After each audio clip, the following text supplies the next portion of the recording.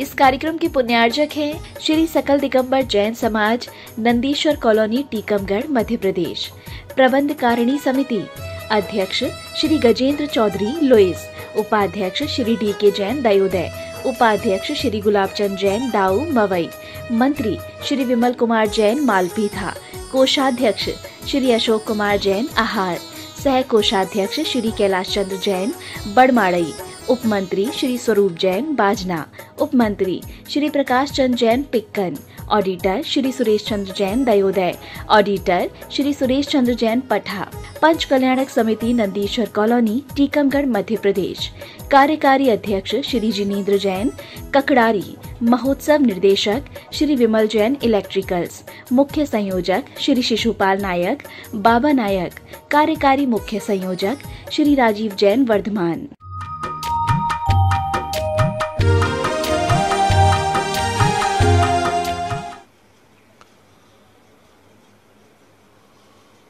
नमो अरिहंताणं,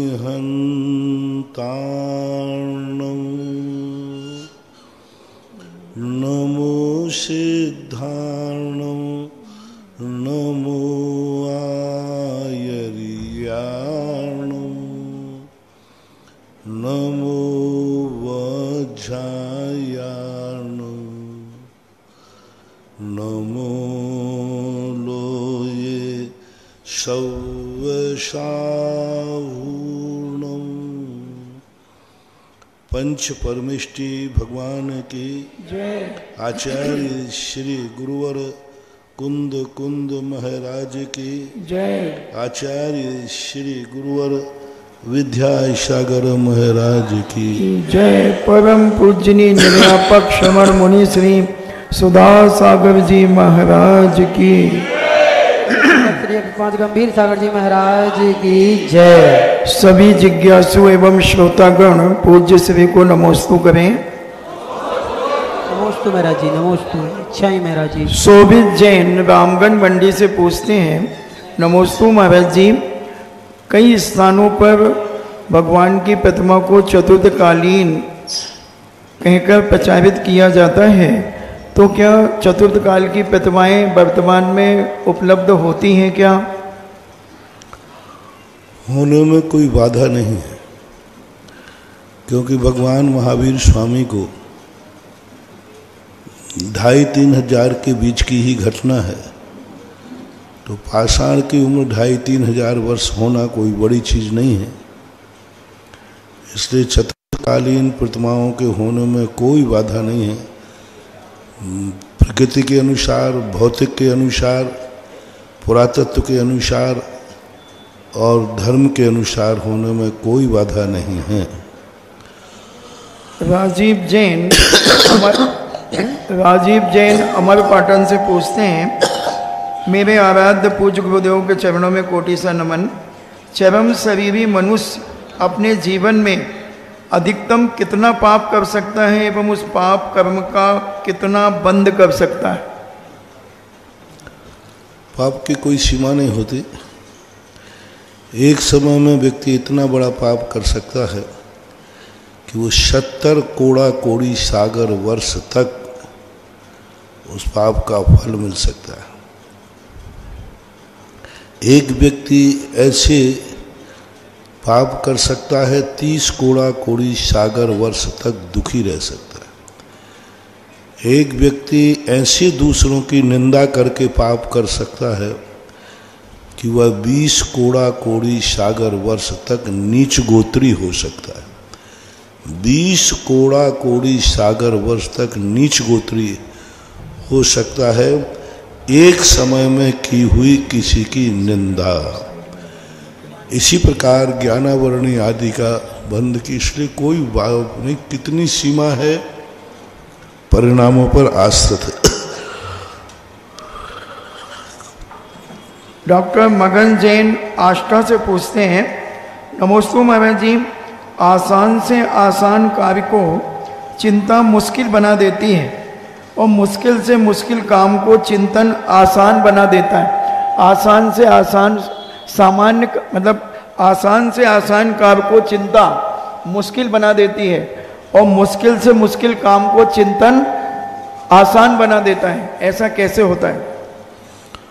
क्योंकि चिंता जब आ जाती है तब व्यक्ति को चिंता अपनी कमजोरी पर आती है, अपने गलत पर आती है। व्यक्ति कहते हैं ना, मन के हारे हार हैं, मन के जीते जीत। जब व्यक्ति मन से ही हार जाता है तो वह व्यक्ति कभी सफल नहीं हो सकता। अपने मन को कभी नहीं हारने देना। कितने भी हार, सही में भी हार हो जाए तो मन से एक ही बात कहना कि हार नहीं हुई है, अगली बार जीतने की तैयारी का मौका मिला है।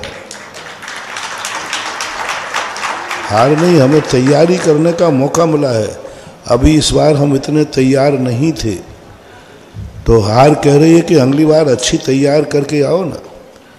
अच्छे विद्यार्थी जो होते हैं वे जब किसी स्कूल में 33 नंबर से या 50 नंबर से पास होते हैं तो वे अपने आप को पास नहीं मानते, उसी क्लास में दोबारा पढ़ते हैं। भाई तुम तो पास हो गए 33 नंबर, बोले क्या करूंगा 33 नंबर लेके। एक नंबर भी कम पाने के लिए, कम हो जाने पर एक नंबर ज़्यादा पाने के लिए व्यक्ति, अच्छे पढ़ने वाले विद्यार्थी एक साल खराब कर देते हैं। मैं अभी फिर पढ़ूंगा इसी क्लास में। बोले क्यों? मेरा एक नंबर कम आया। जब एक नंबर कम के लिए व्यक्ति दोबारा उस क्लास में पढ़ सकता है तो तुम तो फेल हुए हो, तो ये मानो ना कि हम फेल नहीं हुए हैं, अगली साल अच्छे नंबर लाने का हमें मौका मिला है। हर चीज में आप यदि कोई व्यापार में ठोकर खाई है, कोई बात नहीं, हमें जगाने के लिए मौका मिला है। हम थोड़े अंधे हो गए थे, यदवा तदवा व्यापार करने लगे थे तो कर्म ने थोड़ा धोखा देकर कहा जाग के करो, होश में करो। तो हर चीज को वो तो अपने ऊपर है। अपन विपत्ति को क्या मानते हैं? विपत्ति आने पर चिंता मत करो, चिंतन करो।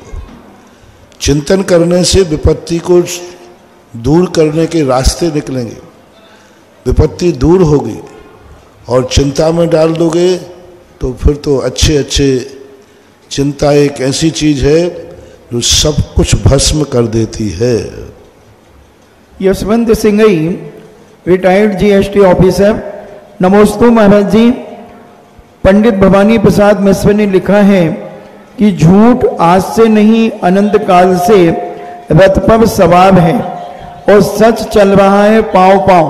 भवानी प्रसाद मिश्र ने लिखा है कि झूठ अनंत काल से रथ के ऊपर सवार होकर के चल रहा है झूठ, और सत्य पांव पांव चल रहा है। तो इस विषय में जिज्ञासा है कि सच हमेशा कछुआ की गति क्यों चलता है और झूठ कसैला और बेस्वाद, सत्य कसैला और बेस्वाद क्यों होता है? इससे क्या फर्क पड़ता है? असत्य रथ पे चले, प्लेन में चले, रॉकेट में चले, चलने तो क्या फर्क पड़ता है? हमेशा से रावण पुष्पक विमान में चलता था और हमारे श्री राम जमीन पे चलते थे, लेकिन जीता कौन? बहुत खरगोश और कछुए की कहानी मालूम?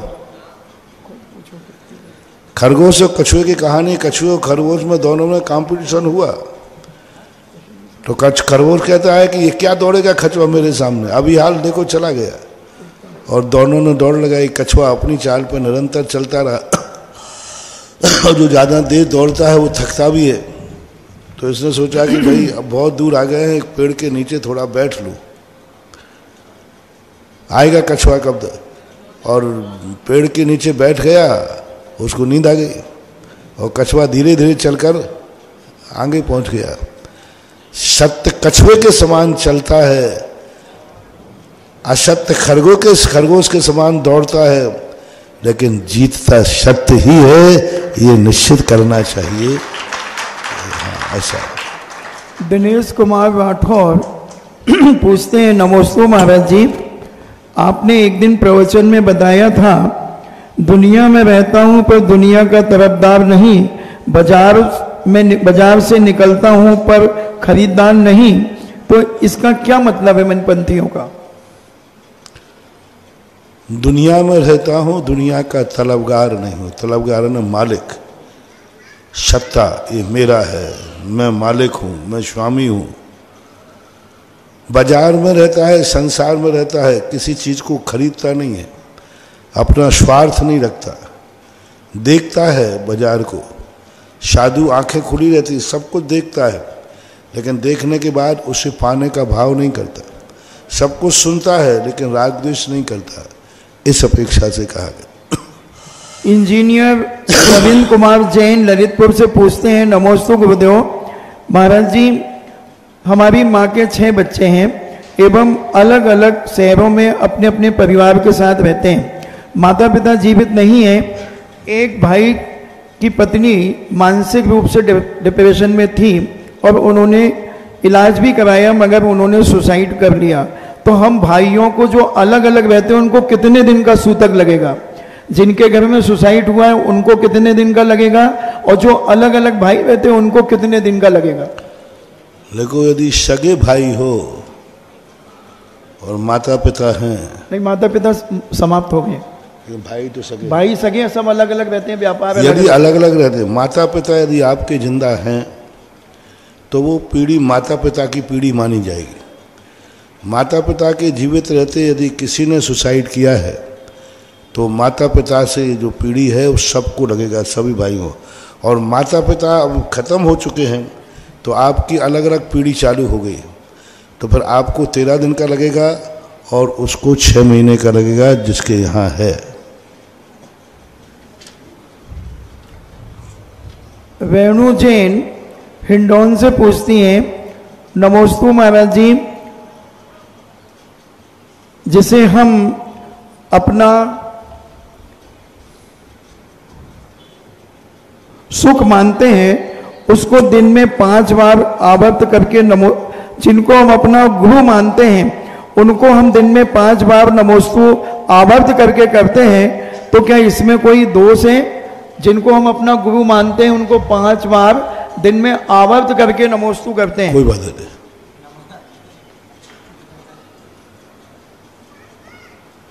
महेंद्र जैन पत्रकार इंदौर से पूछते हैं, नमोस्तु महाराज जी, जीवन का सीधा परिचय है, गुस्सा अधिकतर वास्तविक होता है लेकिन मुस्कान में अभिनय ज्यादा होता है।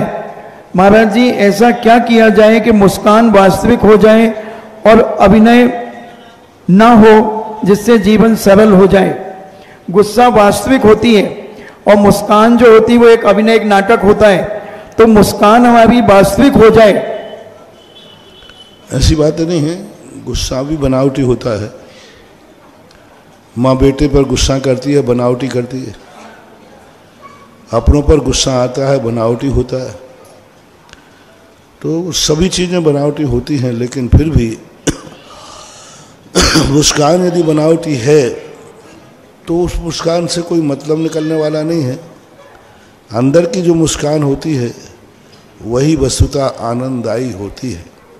क्रोध आदि भाव आते हैं, वही अभी जो प्रश्न किया था कि असत्य हवाई रथ पे जाके दौड़ता है तो असत्य बहुत जल्दी फैलता है, बुराई बहुत जल्दी फैलती है। एक अच्छे व्यक्ति के संबंध में यदि आप कोई बुराई की चर्चा कर दें कि इसने ये बुरा कार्य किया, सारे भारत में फैल जाएगा शाम तक। और अच्छे व्यक्ति ने बहुत अच्छा कार्य किया है तो उसकी शायद अभी टीकमगढ़ तक ही खबर नहीं पहुंच पाए, तो उसके लिए एक स्थिति बनती है, क्योंकि ये सत्य कहता है मुझे धीमे चलने दो। जितना धीमा चलूंगा उतना परिपक्व होऊंगा, जितना धीमे चलेंगे उतना ही ज़्यादा, क्योंकि झूठा व्यक्ति चाहता है कि बस एक झटके में जितना हम फैला दें वही फैलना है, बाद में तो हमारी पोल पट्टी खुली जाएगी, खत्म हो जाएगा। और ऐसा सत्य कहता है जब सत्य है तो क्या दौड़ना, आज नहीं कल सबको सत्य का पता चल ही जाएगा, ऐसा मानो। राजीव जैन शिवरात्रि हमारे पाटन से पूछते हैं, कोटि सा नमन गुरुदेव के चरणों में, आत्मा कौन है और कैसे प्राप्त किया जाता है आत्मा को? आत्मा कौन है और इसे कैसे प्राप्त किया जाता है? जो ये बोल रहा है वो ही आत्मा है। और अपने बोलने वाली अनुभूति को महसूस करें कि यह जो आवाज़ है, यह आवाज़ अच्छी है या बुरी है, दुखदाई है या सुखदाई है, हितकारी है या अहितकारी है। ऐसा जो परिणाम आत्मा में चले, समझ लेना तुम आत्मा को पकड़ने के लिए अभिमुख हो गए। डॉक्टर मगन जैन आष्टा से पूछते हैं, परम पूज्य मेरे आराध्य गुरुदेव के चरणों में नमोस्तु। महाराज जी, दान, पूजा, सील आदि के अनुपालन करने वाला क्या नरक आयु का बंध भी कैसे बच सकता है? क्या जो दान, पूजा, सील आदि का अनुपालन से नरक आयु के बंध से बचा जा सकता है क्या? दान, पूजा आदि से नहीं है। कैसा? क्योंकि इसमें संकल्प नहीं है। यदि वो संकल्प करता है कि इतनी मैं प्रतिदिन पूजा किए बिना भोजन नहीं करूंगा, मैं दान दिए बिना भोजन नहीं करूंगा, ऐसा नियम यदि है तो बचा जा सकता है। और ऐच्छिक है, मौका पड़ेगा तो दे दूंगा, नहीं पड़ेगा तो नहीं। ऐच्छिक में नहीं, नियम होना चाहिए और नियम के साथ होना चाहिए। चाहे बेली मृत्यु हो तो हो जावे, लेकिन मैं इस नियम का पालन करूंगा, तब नहीं होगा। इतना नियम लेना पड़ेगा। पंडित जी, अब ऑनलाइन जिज्ञासाओं के पश्चात ऑफलाइन जिज्ञासाएं होंगी एवं जिनवाणी आदिनाथ टीवी के समक्ष विराजमान सभी मन भक्ति की ओर से एवं समक्ष विराजमान गुरु भक्तों की ओर से मुनि श्री के चरणों में बारंबार नमोस्तु नमोस्तु नमोस्तु, चुल्लक श्री के चरणों में बारंबार इच्छामि इच्छामि इच्छामि। जिस प्रकार से अंधकार के नाश में सूर्य का प्रकाश कारण होता है, जैसे मिथ्यात्व के नाश में जिनबिंब दर्शन कारण होता है, वैसे ही मुनि भक्तों के प्रबल जिंदगी में, इस जीवन में एक उजाला लाने के लिए और उनके जीवन को समृद्ध बनाने के लिए पूज्य मुनि श्री सुधासागर जी महाराज का आशीर्वाद कारण होता है। हमारे मुनि श्री का ऐसा पुण्य प्रबल है कि जहाँ भी जाते हैं वहाँ की मिट्टी, वहाँ की हवा, वहाँ का वातावरण ही बदल जाता है। हमारे मुनि श्री जहाँ भी पहुँचते हैं, उनके भक्तों की भीड़ उनके पीछे ऐसे पहुँचती है जैसे कि कमल के ऊपर भौरे पहुँच जाते हैं और उसका रस पीने के लिए। हम सभी इस प्रकार से यहाँ पर विराजमान हो जाते हैं कि जैसे ही मुनि श्री यहाँ पर आए और हमारे जिज्ञासाओं का समाधान होने लग जाए। और जिज्ञासा समाधान की सबसे बड़ी विशेषता तो एक ये है कि जिन व्यक्तियों की कहीं भी जिज्ञासाओं का समाधान नहीं होता है, उनको एक बार हमारे मुनि श्री की जिज्ञासा समाधान हो जाए तो उनको कहीं भी पूछने की जरूरत नहीं होती है। तो इस प्रकार से हमारे मुनि श्री जिज्ञासाओं का समाधान करते हैं। और आज पहली जिज्ञासा के लिए जिनेन्द्र जी जैन ककड़ारी, जिन्होंने सौदरमिंद बनकर के नंदीश्वर आदिनाथ धाम के पंचकल्याणक महोत्सव में सौभाग्य प्राप्त किया था और आगे तैयार रहे आदि जैन टीकमगढ़। बारंबार नमोस्तु नमोस्तु नमोस्तु, चुल्लक जी के चरणों में इच्छामि इच्छामि इच्छामि। हे गुरुवर, मेरे मन की एक जिज्ञासा बहुत दिनों से उमड़ रही है कि नंदीश्वर कॉलोनी वालों का कौन सा पुण्य का, जिससे आचार्य भगवान ने आपको टीकमगढ़ पंच कल्याणक हेतु यहाँ पर भेजा और आपने हम सबका भाग बदल डाला। हमारी जिज्ञासा का समाधान करें गुरुवर, नमोस्तु।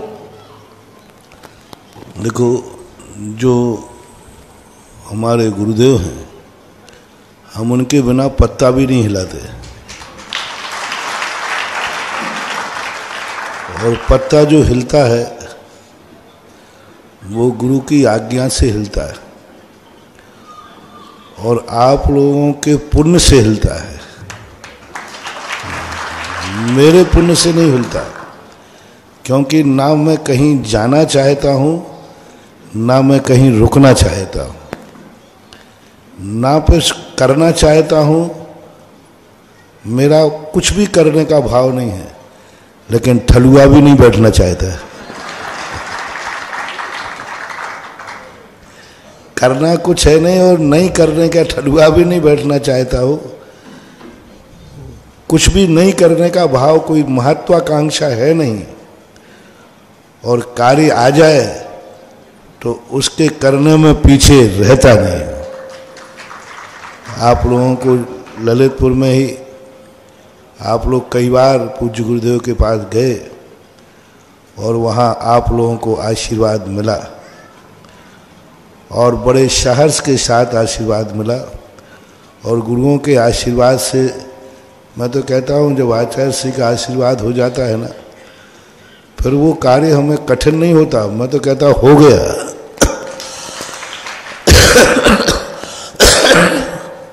आशीर्वाद मिलते ही मैं समझ गया कि हो जाता है, फिर हमें करना नहीं पड़ता।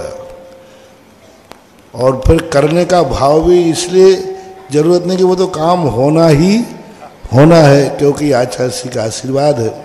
उन्हीं के आशीर्वाद का परिणाम है कि आपका पंच कल्याणक, जहाँ 5000 की घर की समाज ललितपुर है, उससे कंपटीशन हो गया।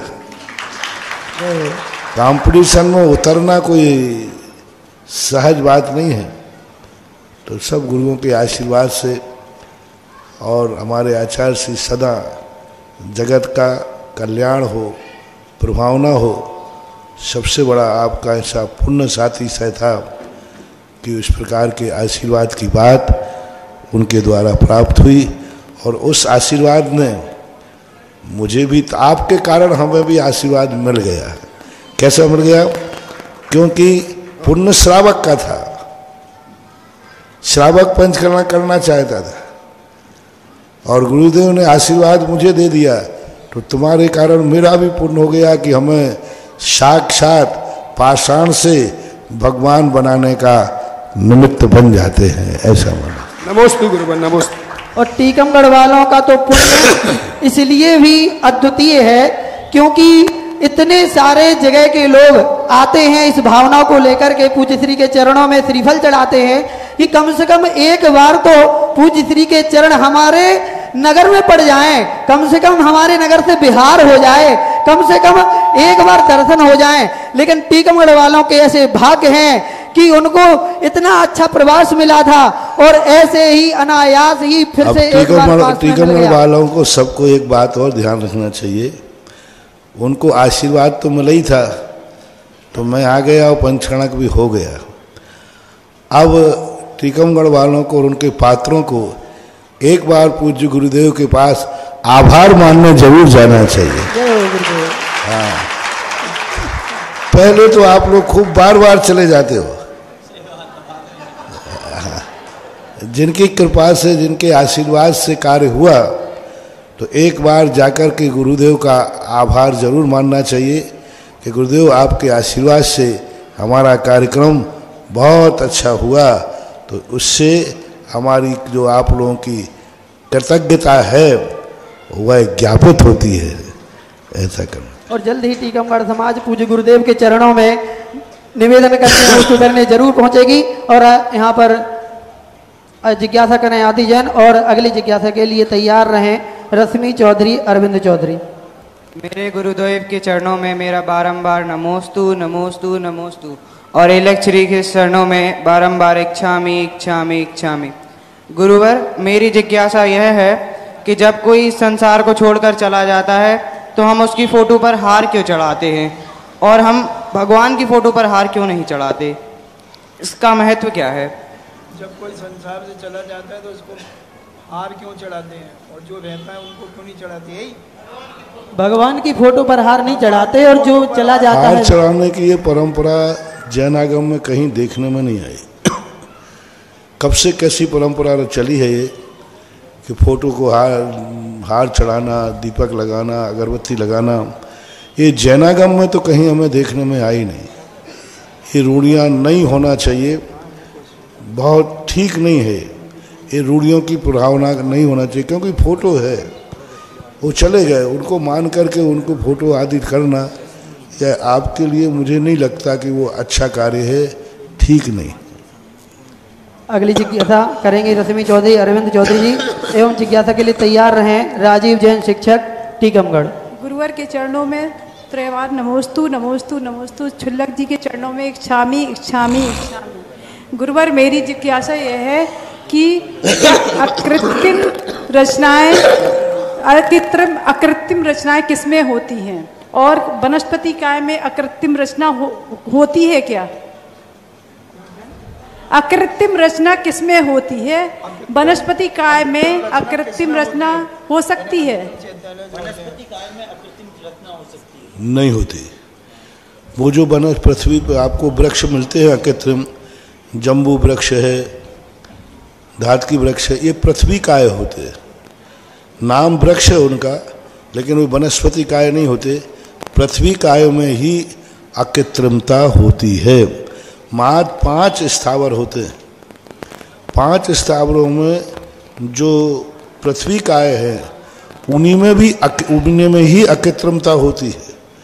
कोई पेड़ आज तक वनस्पति का ऐसा नहीं है जो अनादिकाल से हो और अनंत काल तक रहे। कोई जल का भी नहीं है, कोई किसी प्रकार का नहीं, लेकिन पृथ्वी कायों में जरूर है। अकृत्रिम चैत्यालय हैं, जम्बू वृक्ष आदि हैं, इनकी जो अकृत्रिमता है ये अनादिकाल से है और अनंत काल तक रहेगी। हालांकि उनमें भी उत्पाद व्यय होता रहता है। तो ऐसा अब समान जाति की अपेक्षा देखा जाए तो वनस्पति काय एक की अपेक्षा नहीं, वनस्पति काय अनादिकाल से है, अनंत काल तक रहेगी। जल भी अनंत काल से है, अनंत काल तक रहेगा। ऐसी जाति की अपेक्षा है, लेकिन व्यक्ति की अपेक्षा से पृथ्वी काय की अकृत्रिमता देखी जाती। जैसे विमान हैं, आकाश में ज्योतिष विमान हैं, ये सब पृथ्वी काय हैं। ऐसा जिज्ञासा करेंगे राजीव जैन शिक्षक एवं तैयार रहेंगी श्रीमती सीमा जैन दिगोड़ा। नमोस्तु महाराज जी, इच्छामी महाराज जी। महाराज जी, प्रधानमंत्री जी अपने मोटिवेशन क्लास में बताते हैं कि मुझे रोजाना बहुत गालियां मिलती हैं, लेकिन उत्साह को धीमा नहीं होने देता। बोलो।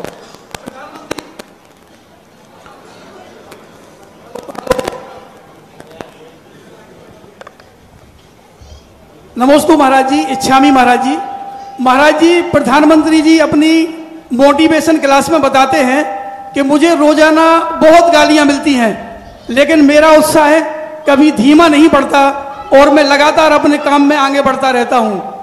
तो जिज्ञासा यह है महाराज जी, लोग गालियां देते हैं मगर मैं भी उत्साह धीमा नहीं पड़ता, मैं और उत्साह से आगे बढ़ता हूं। महाराज जी, जिज्ञासा यह है कि किसी अच्छे कार्य की पूर्णता में, किसी अच्छे कार्य को पूरा होने में विरोध का सामना क्यों करना पड़ता है? नमोस्तु महाराज जी। नरेंद्र मोदी प्रतिदिन ये कह रहे हैं कि 100 गालियां मिलती हैं, फिर भी उसकी कुंडली हमारे से बहुत मिलती जुलती है।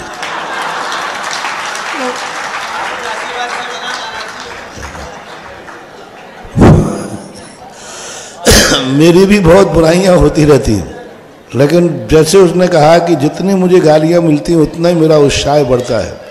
और मेरी ज़िंदगी में कुछ ऐसा ही है, जब जब मुझे कोई बुराई मिली, जब जब कोई किसी ने बुराई की, तो हमें जरूर कोई ना कोई सफलता जरूर मिलती है। और हम तो जानते हैं बुराइयों से ही व्यक्ति ऊंचा उठता है, क्योंकि बुराई करने वाला व्यक्ति सामने वाले की बुराइयों को निकाल देता है। सभी नीतिकारों ने कहा निंदक नीरे राखिए।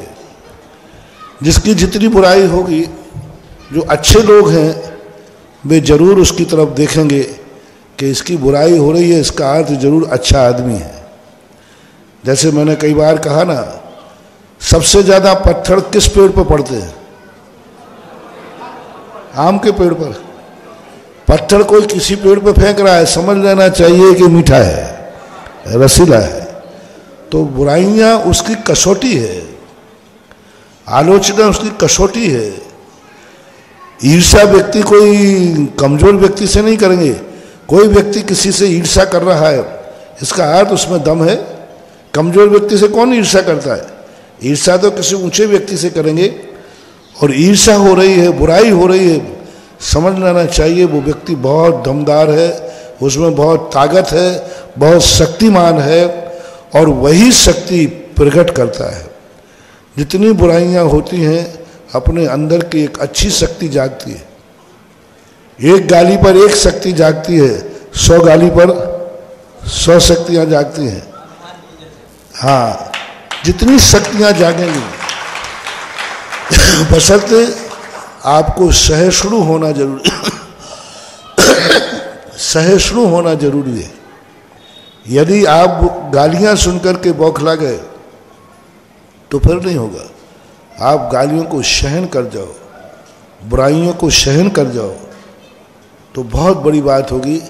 क्योंकि हर व्यक्ति को किसी पर कोई यदि कोई अपवाद करता है, बुराई करता है, तो ये मानना चाहिए रंग डालने वाले को मजा सफेद कपड़ों पर रंग डालने में आता है कि काले कपड़ों पर। कोई काला कपड़ा पहने हो तो रंग डालने वाला कहता है रंग को खराब करना है क्या। तो जिनके काले कपड़े होते हैं उनकी आलोचनाएं नहीं होती हैं, आलोचनाएं उनकी होती हैं जो सफेद कपड़े पहनते हैं, क्योंकि लोगों को उन्हीं पर धब्बा लगाने में मजा आता है। लेकिन जो सफेद कपड़े पहनते हैं उनके धब्बों की परवाह नहीं करते हैं, क्योंकि धब्बे सफेद कलर को कंट्रास्ट बना देते हैं। कंट्रास्ट जानते हैं? सफेद कोई कलर हो, थोड़ा सा उसे डार्क कलर पोत दो बाजू में, तो वो सफेद कलर क्या हो जाएगा और खिल जाता है। तो महान आत्माओं के वह सफेद और शुक्लता के कारण से यदि थोड़ा बहुत धब्बा लग जाता है तो वो धब्बा उनके लिए कंट्रास्ट बन जाता है, उनकी सफेदी और निखर करके बाहर आ जाती है। उसने सोचा था कि इसको काला कर दूं, उसमें तो और सफेदी बढ़ जाती है। ये नीति है, इसलिए बहुत अच्छा है, हर व्यक्ति को ऐसा ही होना चाहिए। और पूज्य महाराज श्री आपके इस प्रकार के मोटिवेशन को सुन करके ही कई ऐसे सज्जन व्यक्ति हैं जिन्होंने अपनी जीवन को सुधारा है और अच्छा बनाया है, मजबूत बनाया है। क्योंकि ऐसा अक्सर देखा जाता है कि ऐसे लोगों को जब कोई बुराई करता है, कुछ भी करता है, तो वो डिप्रेस में आ जाते हैं या अपने आप को अनमोटिवेट कर लेते हैं। लेकिन आपकी बातों को सुन करके वह पुनः जागृत हो जाते हैं। चलिए अगली जिज्ञासा करेंगे श्रीमती सीमा जैन देगौड़ा और तैयार रहेंगे जय प्रकाश जी दुबे माडूमर। बोलिए 108 मुनि पुंगव सुधा सागर जी महाराज जी की जय। सकल दिगंबर जैन समाज की ओर से, तिरवाड़ दिगौड़ा समाज की ओर से तिरवाड़ नमोस्तु नमोस्तु नमोस्तु गंभीर सागर जी महाराज जी के चरणों में इच्छामी इच्छामी इच्छामी। गुरुवर, हम दिगौड़ा समाज छोटी सी है, आपकी चरण रज एवं आशीर्वाद प्राप्त हो। आपका बिहार पृथ्वीपुर की ओर चल रहा है और हम लोगों की भी भावनाएं बहुत हैं और डेली आपकी माला करते हैं कि आशीर्वाद ही करते हैं, आपके नाम की माला करते हैं। गुरुवर का कब आशीर्वाद प्राप्त हो। नमोस्तु महाराज श्री वाचस्पति शब्द शांतिनाथ विधान में कई शब्दों में कई बातों में आता है, तो वाचस्पति शब्द किसको कहते हैं? वाचस्पति वाचस्पति वाचस्पति वाचस्पति का अर्थ होता है वचनों के स्वामी। यानी उनके वचनों में इतनी ताकत होती है कि वो जो वचन जिस अर्थ में बोल देते हैं लोग उसको कोर्स मान लेते हैं। वचनों के स्वामी किसको कहते हैं? किसको कहते हैं वचनों के स्वामी? वचनों के स्वामी किसको कहते हैं? वाचस्पति, जिनकी बात सत्य होती है। कोई भी हो सकता है वो। हाँ, कोई सत्यता प्राप्त हो तो हो सकता है। अगली जिज्ञासा करेंगे जय प्रकाश जी दुबे माडूमर एवं तैयार रहेंगे हमारे ब्रह्मचारी भैया गौतम भैया जी। कहाँ ईश्वरवर देखो कह रहा है देवगौड़ा के लिए मैं क्या करूं। पपौरा में आना नहीं चाहता था और आ गया तो उठ ही नहीं पा रहा हूं।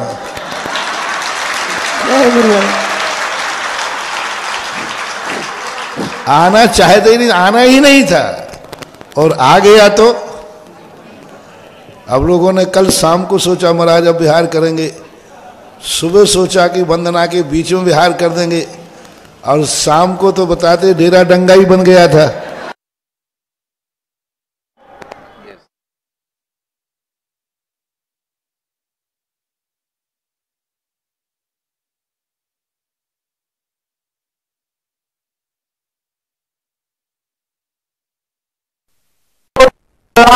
चरण वंदना।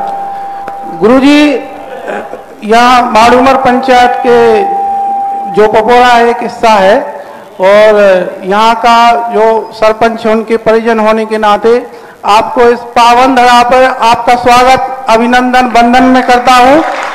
और साथ में मैं अपने आप को बड़ा सौभाग्यशाली समझता हूँ कि ऐसे बहुत अच्छे पपोरा जैसे धार्मिक स्थल पर बड़े बड़े संतों का आगमन होता है और हम लोगों का सौभाग्य जागृत होता है कि आपके संतों के दर्शन होते हैं। इसलिए एक द्वारा आपको कोटि कोटि नमन। गुरु ब्रह्मा गुरु विष्णु गुरुदेव महेश्वरा, गुरु साक्षात परब्रह्म तस्मै श्री गुरुवे नमः। गुरु जी, एक शंका समाधान चाहेंगे।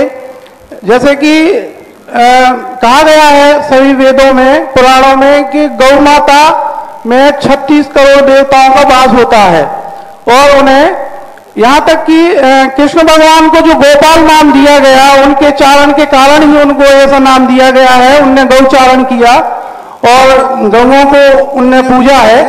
और आज के युग में जो गौ की जो प्रतिष्ठा होना चाहिए, जो उनका संरक्षण होना चाहिए, हमें लगता है कहीं ना कहीं उनका वो मान, उनकी प्रतिष्ठा, वो सम्मान नहीं है। ऐसा क्यों है? हम शुद्ध अपने शब्दों में कहना चाहेंगे, मान लीजिए भगवान का दर्जा प्राप्त जिन्हें हम पशु कहते हैं, गौ माता कहते हैं, तो जैसे अपना हम जूठा भी खिला देते हैं, बासा कुबासा भी खिला देते हैं और या यत्र तत्र वो भटकती रहती है। जब भगवान का दर्जा दिया है तो उनके साथ उनको ऐसी जीवन अवस्था क्यों है? साथ में महाराज जी से ये इच्छा जाहिर करता हूँ कि जैसे हमारी जो सरकारें आती रहती हैं, अभी जो वर्तमान में सरकार स्थापित है, शेर विदेशों से मंगा के उनको भारत में स्थापित किया जा रहा है, उनका मान मतलब उनकी संरक्षण दिया जा रहा है। क्या एक हिंदू राष्ट्र होने के नाते हमारे गौ माता के लिए कोई ऐसा कानून या कोई ऐसी व्यवस्था नहीं हो सकती है कि जिनका उनका भगवान की तरह उनको संरक्षण पूजा जाए और संरक्षण से? नमस्ते। इसके लिए दो बातें हैं। पहली बात, गाय का जो रूप है वह गाय का रूप तो सदा से अपने भारत में हमेशा सम्मानीय रहा है। गाय को रूप नहीं देने का कारण कुछ ऐसे हैं कि हम गाय के स्वरूप को समझा नहीं पा रहे हैं, लोगों को बता नहीं पा रहे हैं। एक स्थान पर मैं गया तो गांव में बोले गाय को बेचने के लिए जा रहा था। मैंने क्यों जा रहा है? बोले महाराज जी गाय का मरना घर में अच्छा नहीं होता। एक गाय रास्ते में गिरी पड़ी थी तो मैंने हाथ ठेले वाले से कहा भाई इस गाय को वहां ले चलो, अलवर की तरफ की घटना है। तो उन्होंने कहा नहीं, यदि मेरे हाथ ठेले पे मर गई तो अभिशाप लगेगा। फिर मैंने उन गांव वालों को समझाया, मैंने कि भैया ये माँ है, यदि तेरे ठेले पे मर गई तो तुझे वरदान मिलेगा। माँ घर में मरती है, खूंटे पे मरती है तो कोई दोष नहीं है। सबसे ज्यादा हमें जो बूचड़ खाने हैं, गाय कट रही हैं, वो काट रहे हैं जो गाय को गौ ने माता नहीं मानते। लेकिन गाय बेचता कौन है? सबसे बड़ा तो बेचने वाले को चाहिए। गायें सबसे ज्यादा अपन लोगों के पास है, हिंदुओं के पास, और हम उनको माता मानते हैं। और जैसे ही दूध देना बंद कर देते हैं, जाके 500-1000 रुपए में बेच देते हैं। तो सबसे बड़ी चीज है कि हमें इसको चेतना पड़ेगा। यदि सारा भारत का हिंदू ये चेत जाए कि गौ वंश को हम कभी बेचेंगे नहीं, बेचेंगे तो हिंदू को ही बेचेगा, किसी अन्य को नहीं मिलेगा। पहले पूछा जाएगा ये मेरी माँ है, तुम इसको माँ मानते हो कि नहीं? माँ मानते हो तो ले जाओ, और माँ नहीं मानते हो तो गौ वंश अपने खूंटे पर मरेगा। हमें खाने मिलेगा तो वो खाएगा, हम भूखे मरेंगे तो माँ भी भूखे मरेगी। तो इस प्रकार की स्थितियां हमेशा से भारतवर्ष में ये दोनों संघर्ष चलते रहे। हम विपक्षी को कुछ नहीं बोल सकते हैं, अपने पक्ष को बोल सकते हैं कि गाय का दूध लेने के बाद उसके लिए हमें पालना चाहिए। और बहनों के लिए आपसे जो ट्रैक्टर आए हैं, जो ट्रैक्टरों से खेती करते हैं वे गौवंश के हत्यारे हैं। क्योंकि पहले बैल होते थे, बैलों से खेती होती थी, बैल पलते थे। आज गाय लोग लेने को तैयार हैं। कई गायों से लोगों ने कहा महाराज मैं गाय को पालूंगा, आपने कहा लेकिन उसका बछड़ा हुआ तो क्या करूंगा, बछड़ा हुआ तो क्या करूंगा। पर उसका प्रश्न इतना ज्यादा जबरदस्त है क्योंकि आज बछड़े किसी काम में, खेती आदि के काम नहीं आ रहे। हमारे पूज्य गुरुदेव ने एक बात बहुत अच्छी कही थी, गाय को बचाना है तो खेती गाय के बैलों से करो, बैलगाड़ियों का उपयोग करो। मोटरसाइकिलें जो चल रही हैं, पहले बैलगाड़ी चलती थी, बैलगाड़ियां चलाओ, खेती बैलों से करो, उससे गौवंश बचेगा। लेकिन आज अर्थ के युग में, पाश्चात्य युग में लोग इस संबंध में नहीं सोचते हैं। अर्थ कमाना चाहते हैं, अधिक अर्थ कैसे मिलेगा। तो इस अर्थ की दुनिया में आज सब कुछ द्रोहित हो रहा है। चाहे माँ हो, चाहे बाप हो, बहन भली ना भैया, सबसे भलो रुपया। तो आज ये दशा बन गई। फिर भी हमारे आचार्य महाराज ने हमेशा एक ही बात कही, जितनी गायों को हम बचा सकते हैं तो गौशालाएं खोलिए। एक बूचड़खाने हम बंद नहीं करा सकते हैं, लेकिन हम गौशालाओं को खोल करके हम गायों को बूचड़खाने से रोक सकते हैं। बूचड़खाने तो हम बंद नहीं करा पाएंगे क्योंकि सरकार उनको कानून से दे रही है, लेकिन हम गाय को बेचे, कोई नियम नहीं है। तो हमें गांव-गांव में अभियान चलाना पड़ेगा कि गांव की गाय, जिस गांव के गाय ने उसका दूध पिया है वह गांव उसी गांव में मरेगी, गांव के बाहर नहीं जाएगी। यदि ये गांव-गांव में सौगंध हो जाएं, गांव-गांव में संकल्प हो जाएं कि हमारे गांव की गाय गांव में ही मरेगी, हम बेचेंगे नहीं, तो अपन बहुत कुछ इस गाय की रक्षा कर सकते हैं, बचा सकते हैं। प्रयास तो हो ही रहा है, कर रहे हैं। अब जिज्ञासा करेंगे हमारे ब्रह्मचारी भैया गौतम भैया जी, और तैयार रहेंगे सुनील जी शास्त्री टीकमगढ़। परम पूज्य पावन गुरुदेव के चरणों में बारंबार नमोस्तु। टीकमगढ़ की, जब पूज्य गुरुदेव टीकमगढ़ में थे, पंचकल्याणक चल रहे थे, तब भोपाल से कुछ श्रावक यहाँ पर आए टीकमगढ़ में। तो उन्होंने कहा हमने एक दिन में सारे तीर्थों की वंदना कर ली। हमने कहा एक दिन में सारे तीर्थों की वंदना हो जाए ये कहीं संभव है ही नहीं। तब उन्होंने बताया जिन गुरुदेव के आशीर्वाद से अनेकों अनेकों स्थानों पर अनेकों अनेकों क्षेत्र बन रहे हैं, चाहे भारत देश हो चाहे भारत देश के बाहर हो, उन गुरुदेव की अगर हमने वंदना कर ली तो सारे क्षेत्रों की वंदना हमने एक दिन में कर ली। ऐसे महान गुरुदेव के चरणों में हम सभी की ओर से बारंबार नमोस्तु। पूज्य गुरुदेव, हमारी जिज्ञासा है, कुछ लोग माइंड रीडिंग करके या फेस रीडिंग करके बात को समझ लेते हैं कि मन में क्या चल रहा है। तो गुरुदेव वह मनः परे ज्ञान का कुछ अंश है या उसको क्या कहना चाहिए? नमोस्तु गुरुदेव। यह जो चल रहा है आजकल मन की बात को पढ़ना, तो मन का एक विचार की थिंकिंग होती है, एक गणित है। उस गणित में व्यक्ति एकाग्र होकर के यदि उसको ध्यान करता है तो वह अनुमान से बता देता है कि यह तुम्हारे दिमाग में चल रहा है। यह पूर्णता सत्य ही हो ऐसा कोई नियम नहीं है। पूर्णता यदि यह सही हो जाए तो दुनिया में सारी अराजकताएं, चोरी चपाटी सब बंद हो जाए। मन पर ज्ञानी 1 मिनट में जान देता है, ये अनुमान कहलाता है। अनुमान से किसी चीज को कहा जाए तो वह सही भी हो सकती है और गलत भी हो सकती है। 100% व्यक्ति सही बता देगा ऐसा नहीं है। आज अनुमान से बताया जाता है और अनुमान के माध्यम से कुछ ऐसे संकेत होते हैं, उन संकेतों को व्यक्ति पकड़ लेता है और सोचता है कि यदि यह शब्द बोला है, ज्योतिष शास्त्रों में आया कि सामने वाले ने कौन सा पहला शब्द निकाला है, उस शब्द के आधार पर लगा लेते हैं कि इसका मंतव्य क्या है। पहला शब्द, अक्षर आ, का, खा आदि, पहला शब्द उसने क्या निकाला। बैठते ही सबसे पहले उसने किस शरीर में हरकत की है।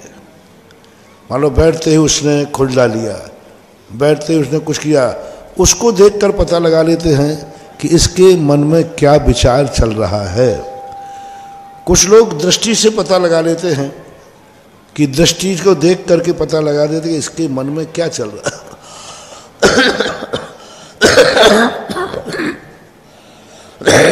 तो ये अनुमान कहलाते हैं। मनापलय ज्ञान जो होता है प्रत्यक्ष होता है, इंद्रियातीत होता है, और ये कहलाता है नैमित्तिक ज्ञान। इसमें पूर्णता सही हो ऐसा कोई नियम नहीं है, सही भी हो सकता है और गलत भी हो सकता है।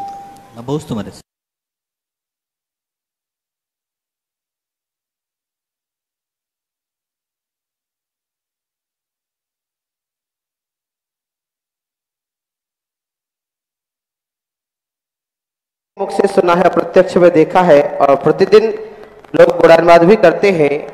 जब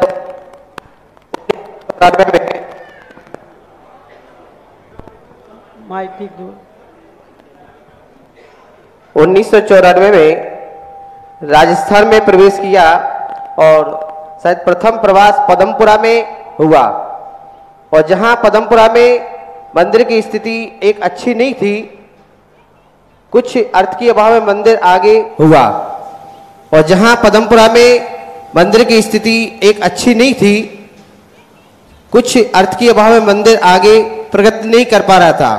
और प्रथम प्रवास जब आपका वहां हुआ तो आज, जब से आज पदमपुरा की पूरी काया पलट हो गई, और जिस जिस क्षेत्र पर आपके चरण पड़े हैं, जहां जहां से निकले हैं, वहां निश्चित रूप से एक तीर्थ के रूप में परिवर्तित हुआ। और ऐसा ही योग बन रहा था कि जब पृथ्वीपुर के लिए विहार चल रहा और बांदपुर का रास्ता निश्चित हुआ, लेकिन कुछ निमित्त ऐसा बना कि कुछ संयोग ऐसा बना और कुछ विशेष ऐसा बना कि पपोरा की ओर कदम बढ़े, पपोरा जी में आज विराजमान।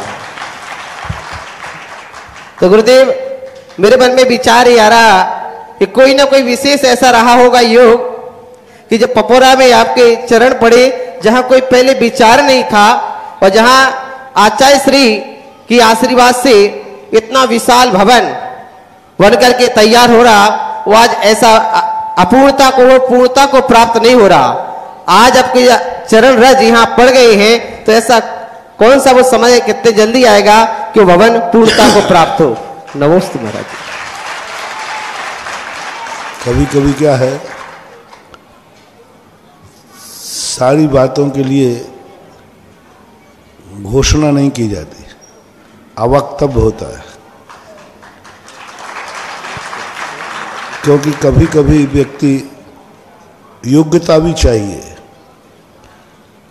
कभी कभी योग्य वातावरण भी चाहिए, योग क्षेत्र हो, योग काल हो और योग प्रकार के व्यक्ति हों, तब कहीं जाकर के किसी कार्य की वक्तव्यता की जाती है।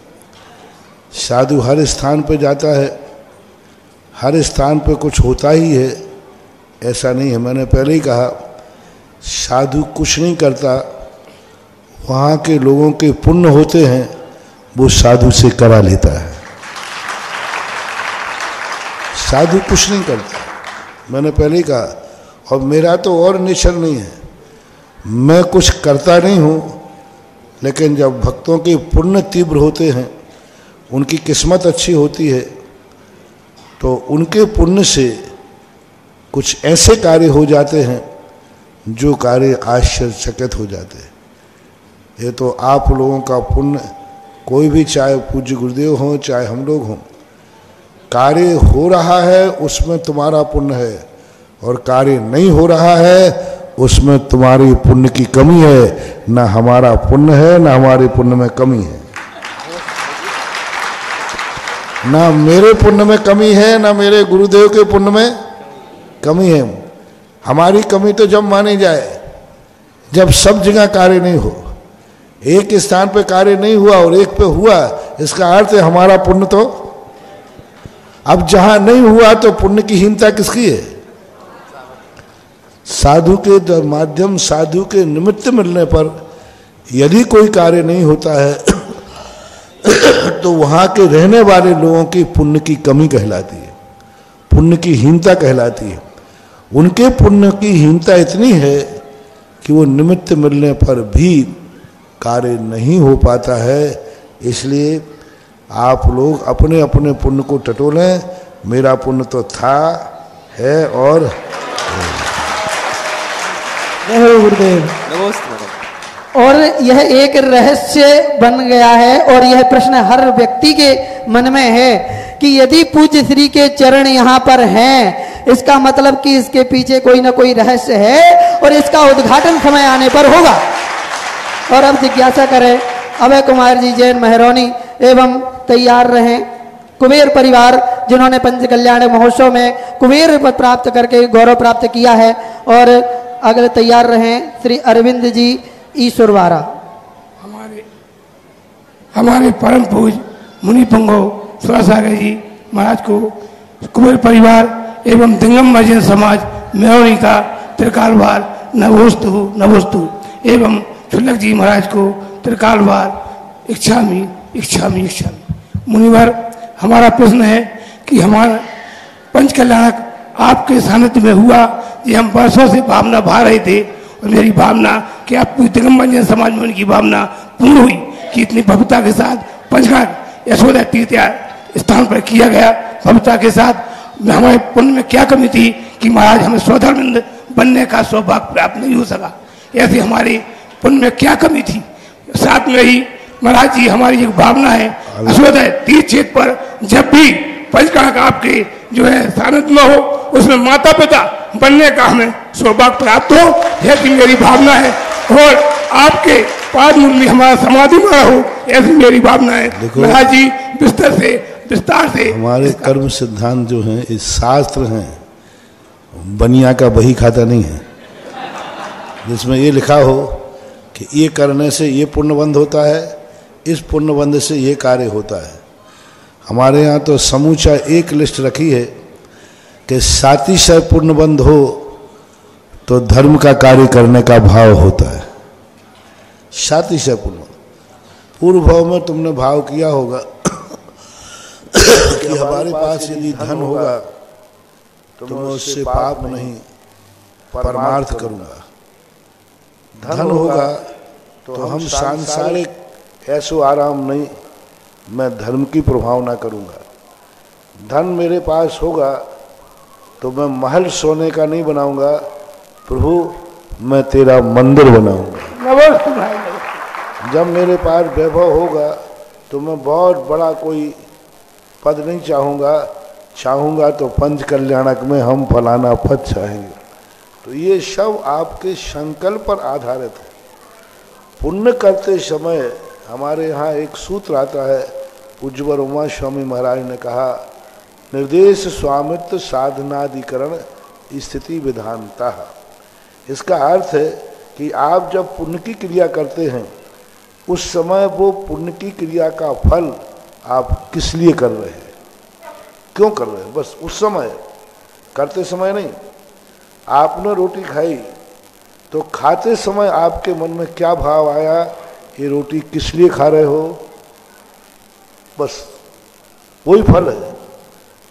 ये तुमने जाकर के पूजा की, किस लिए की, माला फेरी, किस लिए फेरी, उस समय जो निर्देश है वह निर्देश फलीभूत होता है।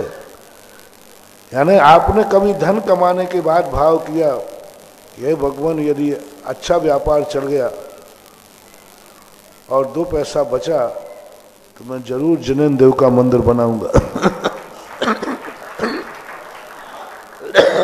तो उस समय वो पैसे में ऐसा ही पुण्यबंध चालू हो जाएगा। कि आप एक दिन उस कार्य को करेंगे। इसलिए कोई भी क्रिया करते समय निर्देश यानी संकल्प होना चाहिए, ये क्रिया आप क्यों कर रहे हैं, आपका अभिप्राय क्या है। फल की चिंता नहीं करना, अभिप्राय और फल में अंतर है। मुझे यह फल मिलना चाहिए ये नहीं कह रहा हूँ, मेरा हुआ तो मैं ऐसा करूँगा, इसी को सातिशय पुण्य बोलते हैं। नमोस्तु महाराज, नमोस्तु नमोस्तु। ऐसा हुआ तो मैं ऐसा करूँगा, इसी को सातिशय पुण्य बोलते हैं। नमोस्तु महाराज, नमोस्तु नमोस्तु। जिज्ञासा करें श्री अरविंद जी ईश्वरवारा एवं तैयार रहें श्रीमती वर्षा जैन शिक्षिका टीकमगढ़। जगत कमेटी की ओर से समस्त जैन समाज ईश्वरवारा की ओर से नमोस्तु नमोस्तु नमोस्तु। मुनि श्री, तीर्थ क्षेत्र और अतिशय क्षेत्रों में क्या अंतर होता है? तीर्थ एक सामान्य शब्द है और तीर्थ के दो रूप होते हैं, एक सिद्ध तीर्थ क्षेत्र और एक अतिशय तीर्थ क्षेत्र। भगवानों की तपस्या से, भगवानों की उपलब्धि से जो क्षेत्र बनते हैं वे सिद्ध क्षेत्र कहलाते हैं, और भक्त अपनी श्रद्धा से जो क्षेत्र बनाते हैं वो अतिशय क्षेत्र कहलाते हैं। तीर्थ एक सामान्य है। तीर्थ का अर्थ होता है घाट, जहां से उतरा जाता है, जहां से पार हुआ जाता है। तो ये तीर्थ इसलिए कहते हैं, इन तीर्थों के आलंबन से लोग संसार सागर को पार करते हैं, उसे तीर्थ कहते हैं। इसलिए कहते हैं इन तीर्थों के आलंबन से लोग संसार सागर को पार करते हैं, उसे तीर्थ कहते हैं, ऐसा मानना चाहिए। नमोस्तु। जिज्ञासा करेंगी श्रीमती वर्षा जैन शिक्षिका एवं तैयार रहें रविंद्र जी मालपी था। इच्छा महाराज जी नमोस्तु। इच्छामी महाराज जी, इच्छामी महाराज जी, इच्छामी महाराज श्री। मेरा प्रश्न आपके 13 फरवरी के प्रवचनों से है। आपने कहा था महाराज जी कि संबंध हमेशा अपने समान वालों में करना चाहिए। यदि किसी माता पिता के पास पैसा नहीं है और संबंध बड़े घर से आए तो उसको फिर क्या करना चाहिए? आपने कहा था संबंध अपने समाज में करना चाहिए, मगर कोई बड़े घर पैसा नहीं है और संबंध बड़े घर से आए तो उसको फिर क्या करना चाहिए? आपने कहा था संबंध अपने समाज में करना चाहिए, मगर कोई बड़े घर से संबंध आए तो उतना पैसा नहीं है हमारे पास बड़े घर से संबंध करने का, तो क्या करेंगे? ये भी अपने आप में पुण्य की कमी है। आप चाहें कि हम बहुत बड़े आदमी से संपर्क करें तो उतना बड़ा उतना पुण्य भी चाहिए। महाराज जी अपना पुण्य नहीं, बेटी का यदि पुण्य है और सामने वाले से रिश्ता है तब क्या करें हम? वो भी सब पुण्य का खेल है। सारी की सारी विपरीतताएं भी मिलना ये पुण्य की हीनता से माने जाते हैं। उसमें यही करना चाहिए कि हमारे खुद के पुण्य की हीनता से इस प्रकार का विपरीत वातावरण बनता है। बिना पुण्य की हीनता के कोई विपरीत वातावरण नहीं बनता।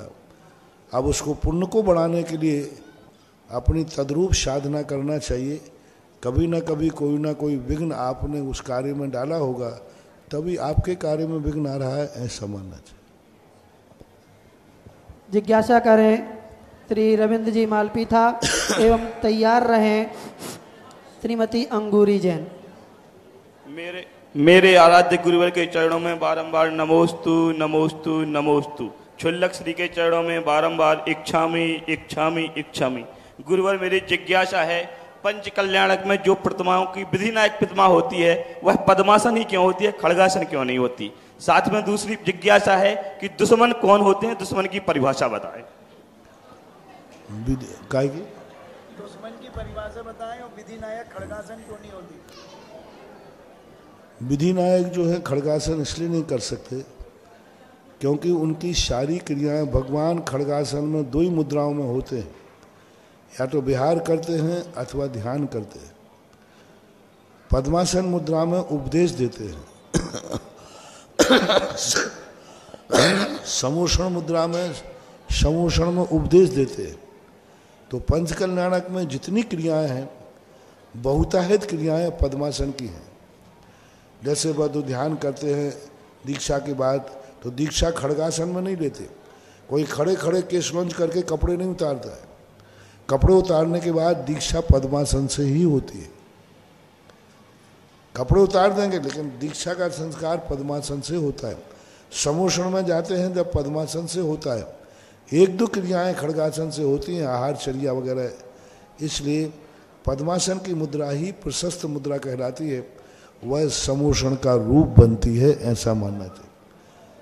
दुश्मन की परिभाषा आप पूछना चाहते हैं तो मेरी दृष्टि से तो है, जो दुश्मन हमारे लिए उत्थान का कारण बने वही सही दुश्मन है। और उसकी दुश्मनी, क्योंकि दुश्मन हमें इतनी ख्याति बढ़ा देता है, दुनिया में कोई नहीं जानता है, लेकिन दुश्मन उसको इतना प्रचार कर देता है, इतना प्रचार कर देता है कि दुनिया जानने लग जाती है। क्योंकि दुनिया किसी अच्छे आदमी की प्रशंसा नहीं सुनना चाहती है, दुनिया अच्छे आदमी की बुराई ज्यादा गौर से सुनती है। जब कोई अच्छा आदमी हो, उसकी कोई प्रशंसा करे, वो बहुत अच्छा आदमी है, वो बहुत सज्जन आदमी है, तो लोग कहते वो तो है ही, कौन सी नई बात है। किसी अच्छे आदमी का देखो भाई वो बहुत अच्छा आदमी है, रात में नहीं खाता है, गुटखा नहीं खाता, तो वो तो मुझे भी मालूम वो अच्छा आदमी है, तो अच्छा तो हो गई। अब किसी अच्छे आदमी की बुराई करो, फिर दो क्या कहा भैया, क्या क्या क्या वो और फिर यहाँ ना भैया, यहाँ ना देखो ये क्या कर रहा, वो उसकी इतने जल्दी चर्चा हो गई कि उस अच्छे आदमी की सारे जगत में प्रसिद्धि हो गई। तो ये तो हुआ पॉजिटिव सोच। नेगेटिव ये है कि दुश्मन का खुद के विनाश का समय जब आ जाता है तब वो किसी दुश्मनी लेता है। दुश्मन की परिभाषा है, जब किसी के प्रति दुश्मनी जागती है, समझ लेना उस दुश्मन के नाश का समय आ गया।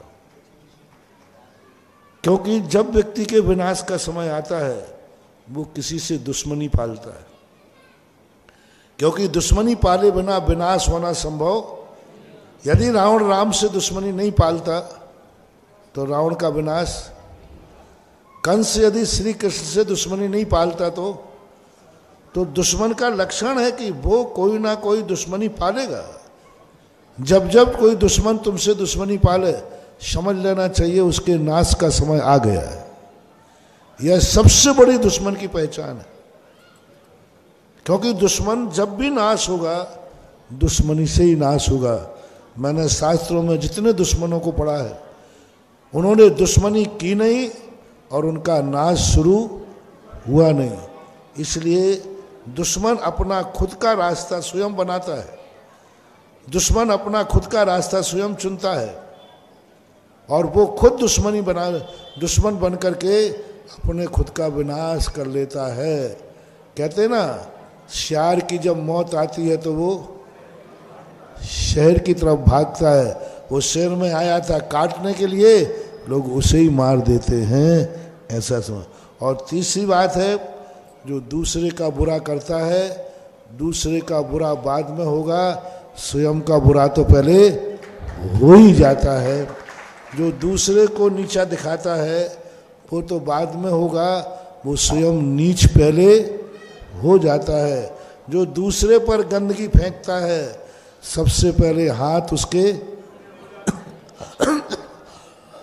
गंदगी उठाई उसने किसी पर डालने के लिए, तो वो गंदा तो जब होगा तो होगा, सबसे पहले गंदा क्या हो गया, हाथ गंदा हो गया।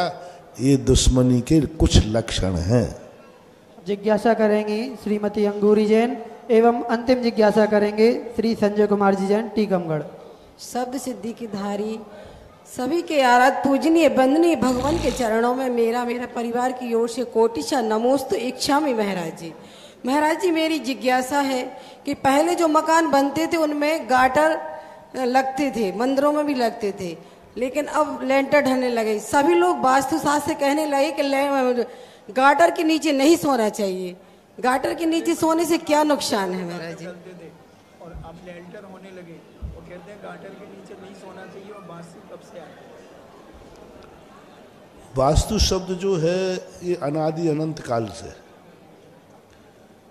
वास्तु जब से है जब से मकान है, मंदिर है। वास्तु का अर्थ होता है इबारत, मकान। तो वास्तु के जो विधि विधान है सदा काल से चलते आए और सदा काल से उसके, वास्तु कोई रूढ़ी नहीं है, वास्तु कोई धर्म की क्रिया नहीं है, वास्तु एक विज्ञान है, साइंस है। विज्ञान खुद कहता है कोई भी वस्तु यदि हमारे सिर के ऊपर है तो वो गुरुत्वाकर्षण के माध्यम से बहुत बड़ा नुकसान पहुंचाता है, क्योंकि वो हमारी शक्ति को खींचता है। हर वस्तु में एनर्जी होती है। जैसे करंट बहता है ना, तो करंट दूर से अपनी तरफ खींच लेता है और जला के छोड़ देता है। ऐसी हर वस्तु में एनर्जी होती है। करंट के बराबर नहीं, थोड़ी बहुत एनर्जी होती है। वो उसके नीचे आकर के जितनी निकट आएगी वो हमारी शक्ति को खींचेगी और खींच करके हमें शक्तिहीन करती है। इसलिए लेंटर, बीम आदि के नीचे नहीं बैठना चाहिए। और अब अंतिम जिज्ञासा करेंगे श्री संजय कुमार जी जैन टीकमगढ़। परम पूज्य मुनि श्री के चरणों में बारंबार नमोस्तु नमोस्तु नमोस्तु। परम पूज्य छुल्लक श्री के चरणों में इच्छामी इच्छामी इच्छामी। महाराज जी, मेरा एक प्रश्न है, काफी समय से जिज्ञासा है कि भगवान वर्तमान 24वीं में सर्वप्रथम मोक्ष किसको प्राप्त हुआ एवं आदिनाथ भरत एवं बाहुबली भगवान का मोक्ष स्थान कौन सा है? कृपया शंका का निवारण कीजिए। मोक्ष के संबंध में दो मत हैं। पहला मत है कि ऋषभदेव से पहले अनंत वीर्य को मोक्ष हुआ। दूसरा ये भी है कि बाहुबली को मोक्ष हुआ। ये पक्का है कि ऋषभदेव को सबसे पहले मोक्ष नहीं हुआ, उसके पहले अन्य को भी मोक्ष हुआ है। इसमें सब एक मत हैं। रही बात केवल ज्ञान स्थली, इसके संबंध में स्पष्ट निर्णय नहीं है। एक दो मत मिलते हैं, कोई पोदनपुर के उद्यान को मानते हैं, कोई कैलाश पर्वत को मानते हैं। जय बोलिए निरपेक्ष श्री सुधा सागर जी महाराज की जय। अब परम पूज्य मुनिश्री की मंगल आरती का समय हुआ है। कौन सौभाग्यशाली होंगे जो मुनिश्री की आरती का सौभाग्य प्राप्त करेंगे? 5151 रुपये।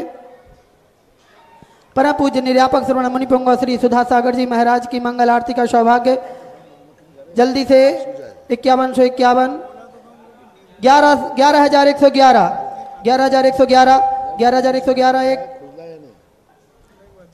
10 सेकंड का समय है, जल्दी से मन बनाए। 11,111 एक 11,111 दो 11,111 ढाई पौने 3। परम पूज्य निरापक श्रवण मुनिपुंग श्री सुधा सागर जी महाराज की मंगल आरती का सौभाग्य प्राप्त करेंगे। 11,111 एक 2 ढाई पौने 3 और ये 11,111 रुपये 3। आइए, मंगल सौभाग्य यह प्राप्त किया है। नाम बता दीजिए और आगे आ जाइए आरती करने के लिए।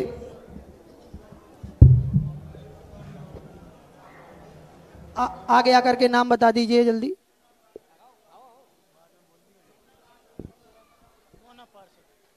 यह सौभाग्य मोना पार्षद परिवार ने प्राप्त किया है। अनिल अरुण अंशुल पटवारी ने यह सौभाग्य प्राप्त किया है। इनके पुण्य की बार बार अनुमोदना।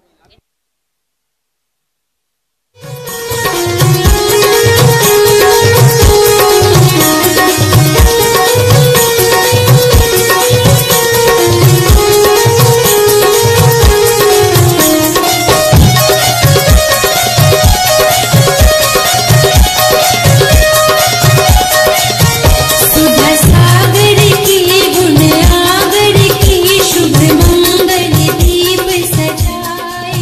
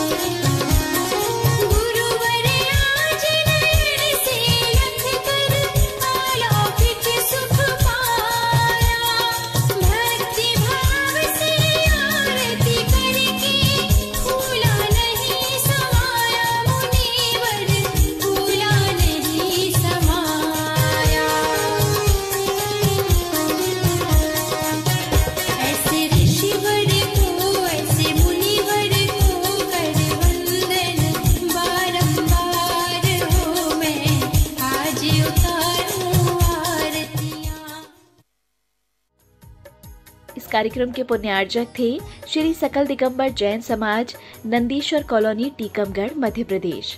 प्रबंध कारिणी समिति अध्यक्ष श्री गजेंद्र चौधरी, लुइस। उपाध्यक्ष श्री डी.के. जैन, दयोदय। उपाध्यक्ष श्री गुलाबचंद जैन, दाऊ, मवई। मंत्री श्री विमल कुमार जैन, मालपीथा। कोषाध्यक्ष श्री अशोक कुमार जैन, आहार। सह कोषाध्यक्ष श्री कैलाश चंद्र जैन, बड़माड़ई। उपमंत्री श्री स्वरूप जैन, बाजना। उपमंत्री श्री प्रकाश चंद्र जैन, पिक्कन।